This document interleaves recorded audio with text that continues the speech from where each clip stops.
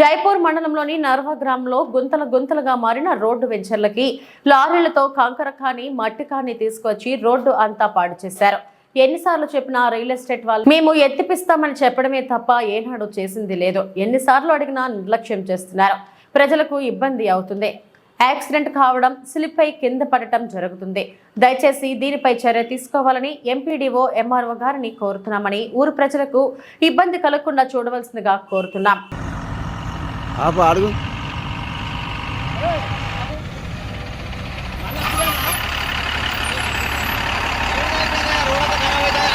మొత్తం అంతా రోడ్ అంతా పాడైందన్న.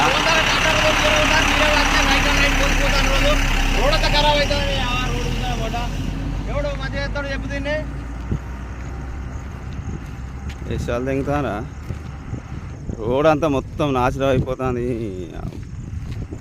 అరే రోడ్ మొత్తం పొక్కలు పడాలంటే రాత్రి ఫంక్షన్ కాడ ఓసుడు అటు పెంచారు కొట్టుడు పోను దాకా ట్రాక్టర్ తోటి అడిగేటోడు లేడు, సుల్లిగాడు లేడు, ఇవ్వలేడు.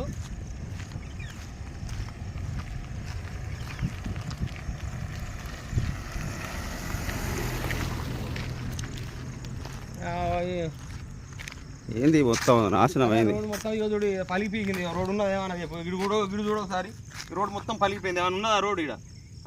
రోడ్ మొత్తం చూడు ఎక్కడక్కడ తుక్కు. వాళ్ళది ఏం పోతుంది, అలా కూడా ఏమవుతుంది. ఆయన పోతాను ఫోన్ దాకా జీర కొడతాను ఊళ్ళోకి వెళ్ళి వెంచర్లకి మాట్లాడు. గట్టు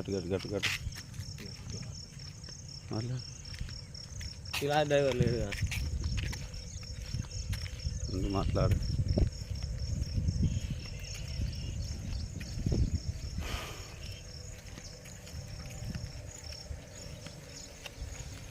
అరే రోడ్ అంతా ఖరాబ్ అవుతుంది. మొత్తం లారీలతో ఓసుడు పోదా తెల్లందాక ఇక్కడ ఓసుడు పోను దాకా ట్రాక్టర్తో అటు చేరగొట్టుడు. అలా ఏమంటావు చెప్పి ఇక ఊరోళ్ళకి ఏమేరకే ఇక్కడ పోసేది. ఇక్కడ పోతాను పోను దాకా ఒక ట్రాక్టర్ రెండు ట్రాక్టర్ అని మొత్తం లారీలు 4 లారీలు వచ్చినాయి ఇప్పుడు. చూడ రోడ్ అంతా ఎట్లా అధ్వానంగా తయారైంది. ఇళ్ళకెళ్ళి బండ్లు ఎట్లా పోతాయి? పోతే యాక్సిడెంట్ అయితే ఇళ్ళకెళ్ళి ఎట్లా పోతాయి బండ్లు చెప్పు ఒకసారి.